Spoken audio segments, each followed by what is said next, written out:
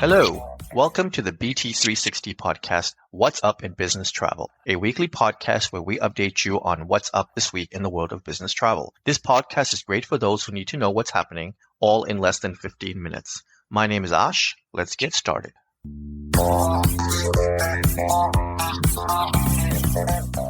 It is Monday, July 14th, and we've completed week 27 of 2025. As a reminder, BusinessTravel360.com is a great resource to take advantage of for everything business travel. Here you can listen to great podcasts, take advantage of bonus points and status match offers, and even have some fun with some videos. Check all of this out at BusinessTravel360.com. Now, let's get to the headlines. Congress passed President Trump's mega bill. The legislation included more than $12 billion to improve the country's challenged air traffic control system, with funds to remain available through September 30th, 2029. The money will fund the new air traffic control system plan introduced in early May by U.S. Department of Transportation Secretary Sean Duffy. About a third, almost $5 billion of the ATC system budget was earmarked for telecommunications infrastructure modernization and system upgrades. Another $100 million was designated for air traffic controller advanced training technologies. The aviation and travel industry for years have called for upgrades to the system as a number of near misses at airports and equipment outages seem to have increased in recent years. The issue came to a head beginning in late April and into May after multiple equipment outages at the facility responsible for flights at Newark Liberty International Airport. The outages led to some air traffic controllers taking leave due to the stress of the initial event on April 28th. United Airlines reduced its schedule at the airport by 35 flights per day, and the Federal Aviation Administration temporarily reduced hourly flight movements at the airport until October 2025. Global business travel spending will reach almost $3 trillion by 2029, driven in part by increased demand among small and mid-sized companies. This is according to a research report commissioned by Navan from data analytics company Euromonitor. The research, based on a survey of 756 travel managers across 9 countries, said that global business travel spending totaled $2 trillion in 2024, surpassing 2019 pre-pandemic levels, and that the total is expected to have a compound growth rate of almost 7% through 2029. That growth reflects renewed confidence in business travel as companies increasingly recognize the essential value of face-to-face interactions, relationship building, and collaboration as core drivers for overall business success. SME business travel spending is expected to grow at a faster rate, with a compound annual growth rate of 7.1% through 2029. That segment also has one of the highest average frequencies of travel per employee, according to the report. The Senate has confirmed Bryan Bedford as FAA Administrator. The vote followed party lines, with all 53 Senate Republicans supporting Bedford and the 43 Democrats who voted opposing him. Bedford led regional airline Republic Airways from 1999 until this year.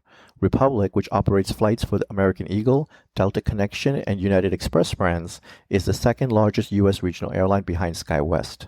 In remarks during Bedford's confirmation, Committee Chair Ted Cruz lauded the executive for his development of Republic's innovative Lift Pilot Training Academy in 2018, and he also praised Bedford for his endorsement as Republic CEO of alternatives to the 1,500-hour flight training rule that applies to new commercial airline pilots in the U.S. The U.S. Transportation Security Administration has ended its shoes-off policy at domestic airport security checkpoints effective immediately. The policy was instituted in 2006 as a response to a December 2001 incident in which a passenger attempted to light explosive material on his shoes during a flight. Some airline passengers already have been permitted to bypass the removal of their shoes through enrollment in TSA's PreCheck program.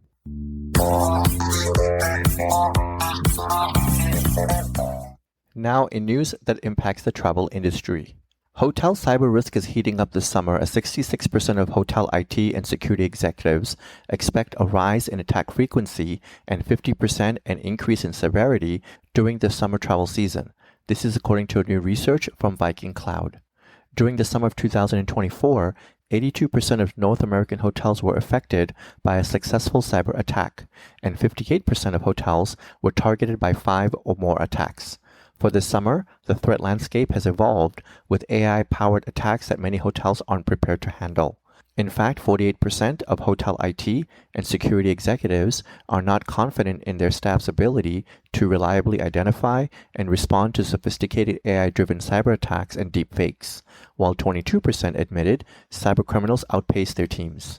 Guest-facing technology is most vulnerable to attack, including payment system and point-of-sale technology at 72%, guest Wi-Fi at 56%, and front desk systems at 34%. Top attack methods could impact hotel operations this summer, including data breaches exposing payment details, passports, loyalty accounts, or other sensitive guest identifiable information at 46%, phishing attacks at 40%, and guest Wi-Fi network compromise or misuse at 38%. Air India will officially suspend all operations at London Gatwick Airport starting August 2025. The airline has already pulled out non-stop flights to Amritsar and Goa in recent weeks. The latest move marks a full withdrawal from Gatwick, affecting services including the Ahmedabad route. The airline is consolidating its London operations by transferring its Ahmedabad-Gatwick route to London Heathrow Airport. Starting August 2025, the new Heathrow service will operate 3 times weekly. As a result, the Bangalore to Heathrow route will see a reduction in frequency, dropping from daily to 4 times per week. This shift is part of a broader strategic realignment effort by ongoing aircraft shortages. American Airlines will add a new tier to its AAdvantage Business program. It's called AAdvantage Business Select and is for companies that spend at least $250,000 in a calendar year. AAdvantage Business Select offers savings of up to 4% on eligible fares, preferred Group 5 boarding, and immediate access to company-earned miles for free travel and employee transfers. American requires companies that do not qualify for Select to have a minimum of 5 registered travelers and spend at least $5,000 on eligible flights over the last 12 months before it can use the miles. All AAdvantage Business members continue to earn 1 AAdvantage mile for every dollar spent on eligible travel, and registered travelers can earn additional loyalty points. American introduced AAdvantage Business in October 2023 for small and mid-sized companies as a replacement for the Business Extra program.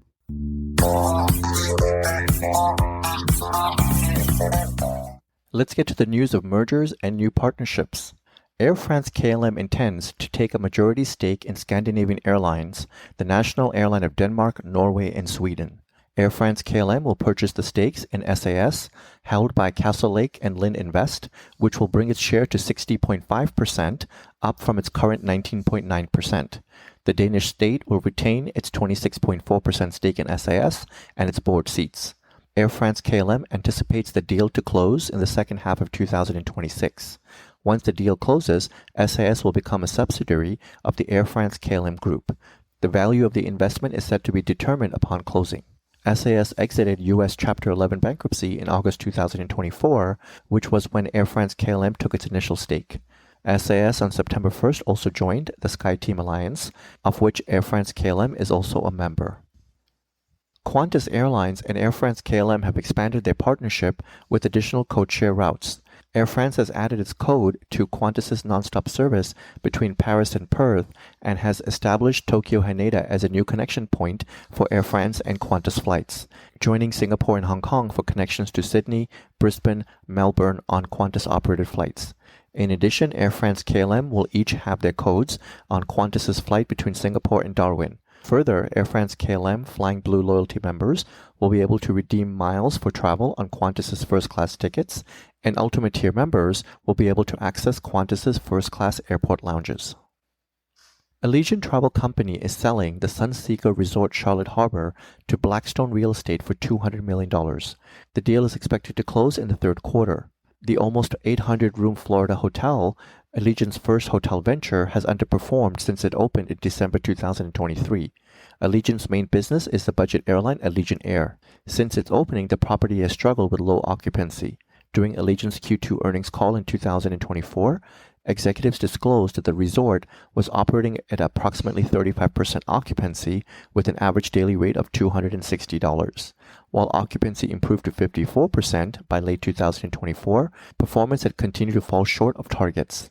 The company had been exploring strategic options for the resort since mid-2024.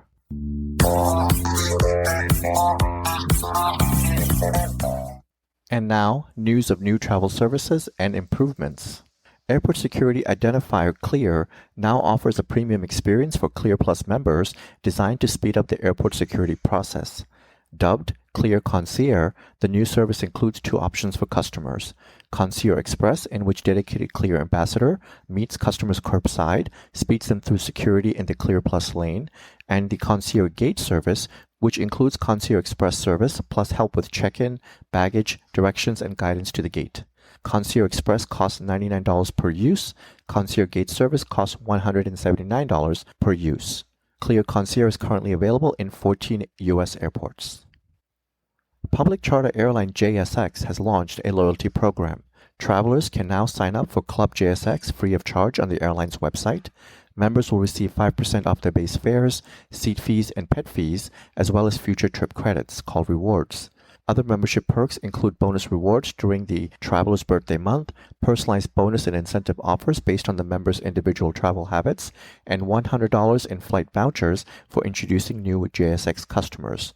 Rewards can also be pooled among 5 family members to enable quicker accrual. JSX flies to 28 destinations in the U.S. and Mexico. Hilton Worldwide has opened in Tennessee the first property of its new LivSmart Studios mid-scale extended stay brand. The new build property, which opened a little more than 2 years ago after Hilton first announced the brand's planned launch, has 89 rooms, each designed as a suite. Hilton said that LivSmart is designed for stays of at least 10 nights, which it called a vastly underserved segment. Hilton plans to open more than 90 LivSmart properties in the coming years and has over 225 deals in various stages of negotiation. Wyndham Hotels and Resorts is sprinting to the 100 hotel mark in India. Wyndham signed 8 hotels in the April through June quarter. 6 hotels were signed just last month. Wyndham's present growth has been in Tier 2 and Tier 3 cities in India. Earlier this year, the Wyndham president and CEO said India saw the highest growth rates for the company in 2024 in terms of new hotel signings. He also said that he sees India as a big opportunity. The Oneworld Alliance has set a goal of integrating each of its 15 member airlines into Oneworld's common technology platform by the end of the year. Initially, Oneworld expects the platform to facilitate cross-airline boarding passes on multiple airline itineraries so that travelers can board flights using whichever airline's app they prefer. Later, Oneworld expects the platform to facilitate cross-airline bag tracking and lounge access. Oneworld has lagged behind competitors, SkyTeam and Star Alliance, on cross-airline integrations. SkyTeam, for example, was already facilitating multi-airline check-ins last summer on 95% of the group's global volume. American and British Airways will be integrated by the end of the summer, boosting momentum and scale. American Airline alone accounts for more than 43% of the seats on offer by Oneworld Airlines this month, according to Cirium's data.